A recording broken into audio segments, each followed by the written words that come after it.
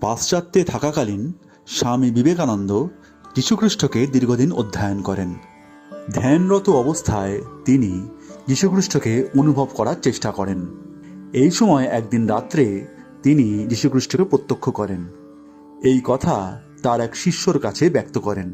স্বামী বিবেকানন্দ বলেন, আমি যীশুখ্রিস্টকে প্রত্যক্ষ করলাম। তিনি আমার কল্পনাপ্রসূত কোনো ধারণা ছিলেন না। তিনি ছিলেন জীবন্ত অমিতাভ মূর্তি স্বরূপ। তার দৃষ্টিতে ছিল অপুরাণ ভালোবাসা আর অপার করুণা।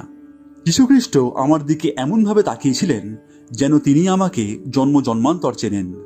তারপর ধীরে ধীরে তিনি মিলিয়ে যান। কোনো একজন শিষ্য এর অর্থ জিজ্ঞাসা করলে তিনি বলেন, আমি এখন বুঝতে পারি গোটা পাশ্চাত্য তার প্রতি কেন সমর্পিত। কারণ এই রকম নিঃস্বার্থ প্রেম আর অপার করুণার কোনো শেষ নেই।